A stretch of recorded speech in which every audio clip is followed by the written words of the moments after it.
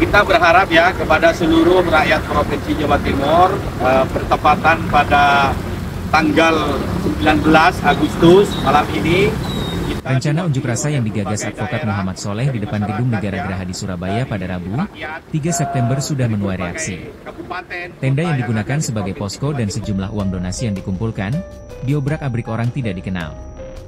Hilangnya tenda dan uang donasi diketahui sekitar pukul 4 pagi 25 Agustus 2025. Menurut penjaga posko, didatangi orang dengan memakai helm serta motor langsung membongkar tenda dan merusak kaca kotak uang.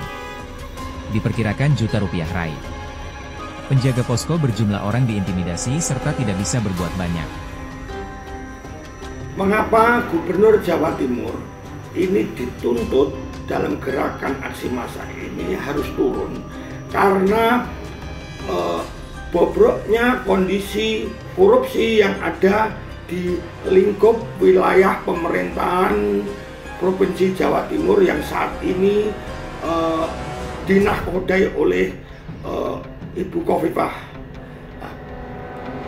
Makanya tuntutan ini mendesak salah satunya KPK untuk mengusut tuntas atas keterlibatannya, kan gitu. Jadi tidak setengah-setengah. Dengan adanya gerakan massa ini, KPK harus benar-benar mendengarkan aspirasi dari masyarakat.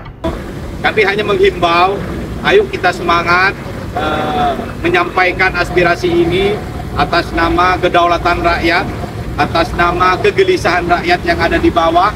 Saya berharap kepada seluruh... Sebenarnya posko ini sudah disiapkan Soleh sejak 21 Agustus 2025 lalu, dalam rangka persiapan rencana aksi besar-besaran menurunkan Khofifah pada September nanti. Ada 3 tuntutan utama, yaitu penghapusan tunggakan pajak kendaraan bermotor roda 2 dan 4, pengusutan dugaan korupsi dana hibah triliunan rupiah yang diduga melibatkan Gubernur Jatim, serta penghapusan segala bentuk pungli di sekolah SMA negeri di Jawa Timur. Gerakan ini terinspirasi dari aksi rakyat di Pati, yang dinilai berhasil menekan pemerintah bahwa persoalan korupsi, pungli, dan kebijakan pajak perlu mendapat perhatian serius.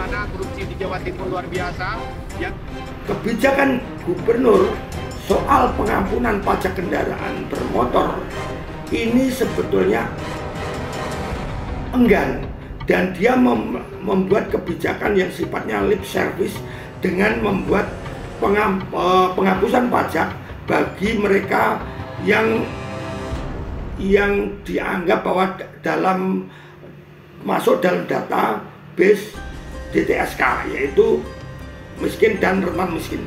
Padahal kalau melihat kriteria penilaian sosial ekonomi orang-orang yang masuk ke DTSK ini adalah ironis dan tidak mungkin sepertinya mempunyai sepeda motor ataupun kendaraan yang lain. Karena ada syarat-syaratnya, spesifiknya mereka tidak memiliki, rumahnya tidak memiliki meteran listrik, mereka kemudian juga tidak dengan atap rumah dengan hijau, terus lantai tanah. Dan ini kan kebijakan apa ini kan gitu? Kebijakan yang sebetulnya hanya lip service, seakan-akan memberikan pengampunan, tapi sebetulnya pada realitanya di lapangan ini banyak masyarakat yang tersesat ketika sudah datang ke Samsat untuk melakukan pajak, ditolak karena tidak masuk dalam kriteria tersebut. Itu yang perlu kita gerakan ini menjadi tuntutan bahwa gubernur harus turun, karena gubernur tidak bisa membawa amanah dari keinginan masyarakat. Dan di lingkup Provinsi Jatim saat ini menjadi banyaknya sarang-sarang koruptor. Jadi gerakan massa ini adalah gerakan yang untuk menyelamatkan Jawa Timur, mendorong KPK untuk segera mengusut tuntas atas keterlibatan gubernur. Namun rencana aksi demo besar-besaran kelompok yang mengatasnamakan Jawa Timur menggugat ini sudah mendapatkan perlawanan. Pendukung Khofifah sudah terang-terangan menolak aksi 3 September.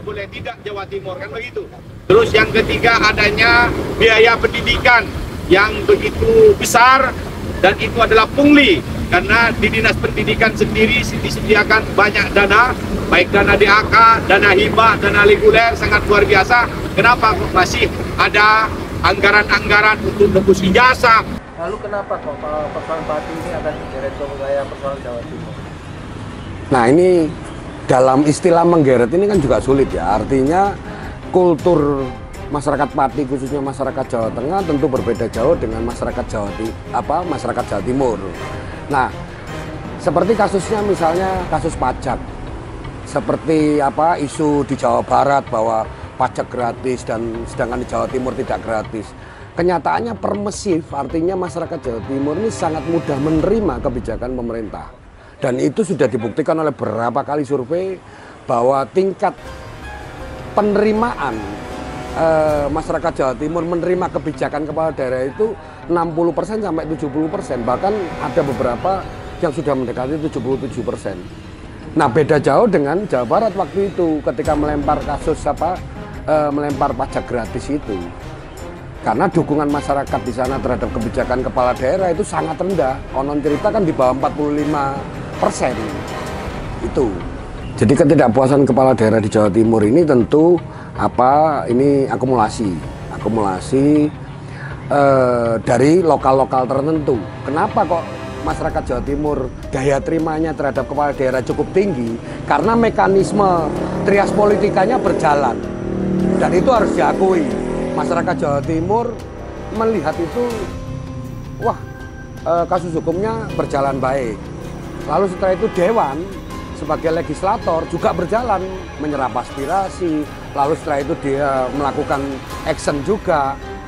Lalu setelah itu eksekutifnya dengan dukungan birokrasinya juga berjalan kayak gitu loh. Nah proses trias politika ini yang menjadi